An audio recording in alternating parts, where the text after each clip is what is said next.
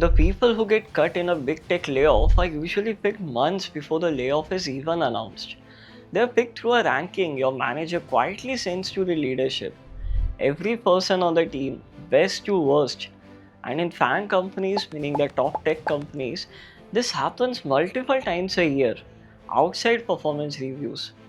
Nobody tells you this ranking exists, and nobody will ever show you where you stand on it. And the harshest part, your position on it is not even decided purely by your performance. I'm Vinay Bansal. I worked at leadership level at top tech companies including Google and Nike.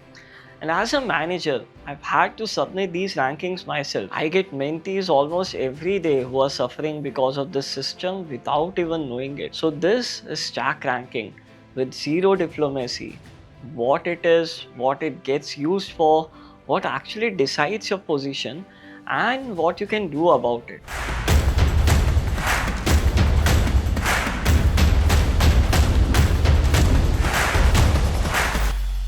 Okay, first let me separate two things. During review season, yes, your manager ranks their teams, that ranking feeds into your rating, and most people in tech already know that part. What I'm talking about is a second layer that runs outside the review cycle. Managers get a message from their leadership that says, share the stack ranking for your team.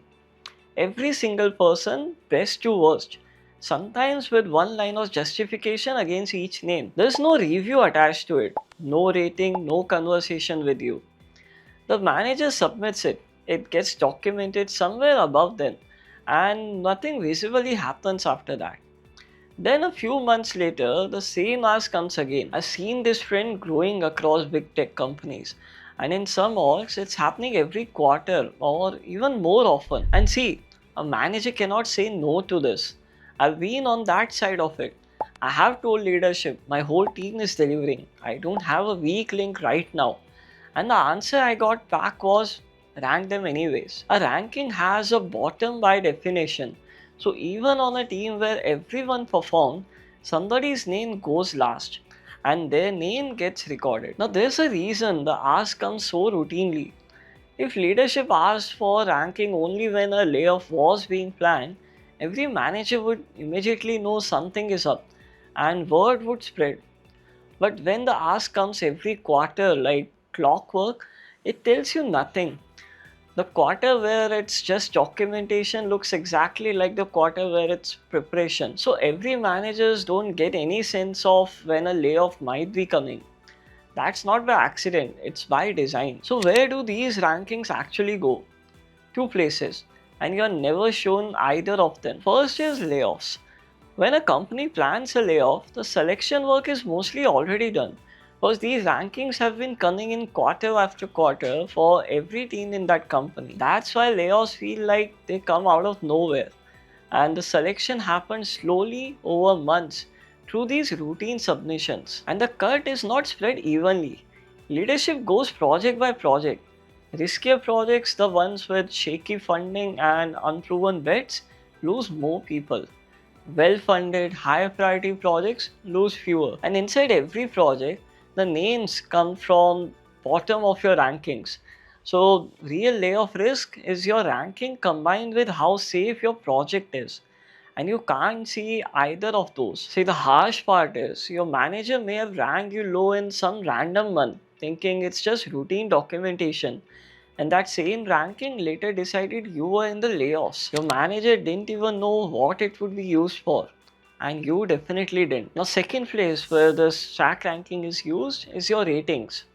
See, managers don't like giving low ratings. Nobody enjoys that conversation. And left alone, many managers would happily rate their whole teams as meet expectations. So leadership uses these rankings to force it. At review time, the conversation becomes, you've ranked this person at the bottom 3 times this year.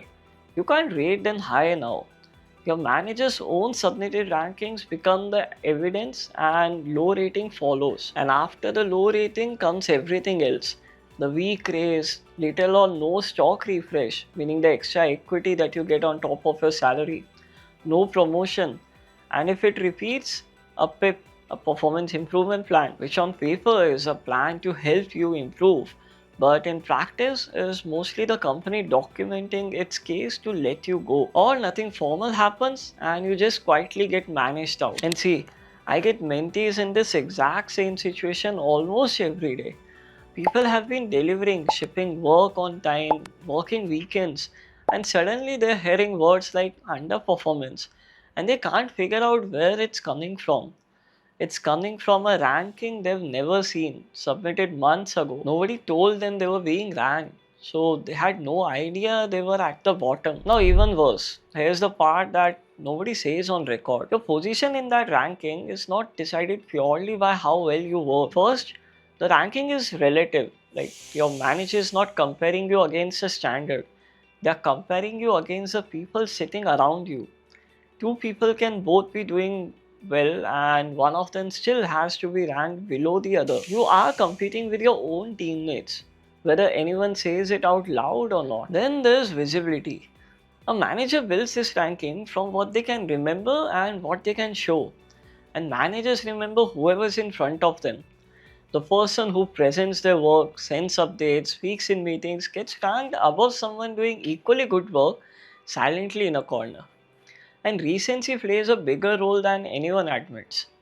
These rankings usually get made in a day from whatever is it fresh in manager's mind. So one bad month right before the ranking can outweigh a solid year, and one well-timed launch can cover an average one. And then there's plain office politics. Managers are human. They have favorites, people they are comfortable with, people who agree with them, people they hired themselves versus people they've inherited from a previous manager. I've seen all of this move rankings. Someone slides down after pushing back on their manager in a meeting. Someone says hi because their skip level, meaning their manager's manager, likes them.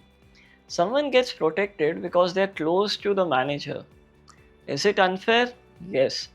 Is it happening? Also, yes. The ranking is presented as a performance exercise, but it quietly absorbs every bias and every relationship on that team. So, please understand what this means. The only real safety in this system is being ranked high compared to your own team, and that position is built on performance, on visibility, and yes, partly on politics. So, what can you do about all of this? I'll keep this part short because it comes down to three things, and they apply to any company that runs these rankings, not just FAANG companies.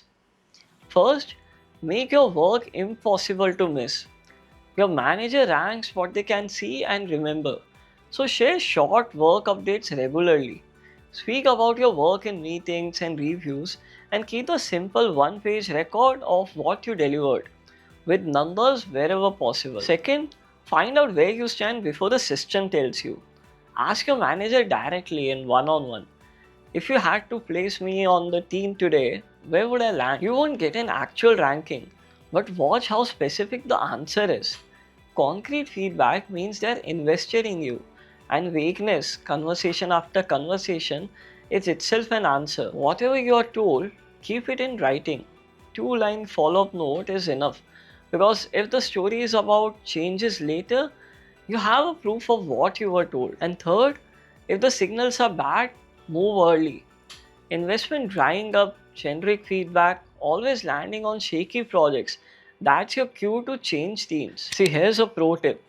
The internal transfer window closes the moment a low rating or a PIP lands on your record. Because most companies require a clean recent rating before another team will take you. Even though officially they say that you can move teams anytime, you can't. So the right time to move is about a quarter earlier than feels comfortable. And when you pick the new team, prefer the well-funded ones because you saw what happens to shaky projects when cuts come. If an internal move isn't possible, interview outside while you're still employed. And see, through all of this, it helps to talk to someone who has been on the manager side of these rankings. Mentors on sites like BeTopTen.com do exactly this because from inside the situation, you're usually the last person to see it clearly. Look, the system is not fair and it's not going away. The ranking is running all year, whether you think about it or not. and you will never get to see it. But the people it hurts the most are the ones who never knew it existed. The ones who kept their heads down and assumed good work speaks for itself. In these companies, good work that nobody can see does not protect you. Now you know how this actually works, and that already puts you ahead of most people around you. Just make sure you are never the person who finds out about your own rankings from a layoff email. That part is completely in your hands. Hope this video helped you. See you in the next one. Thank you very much.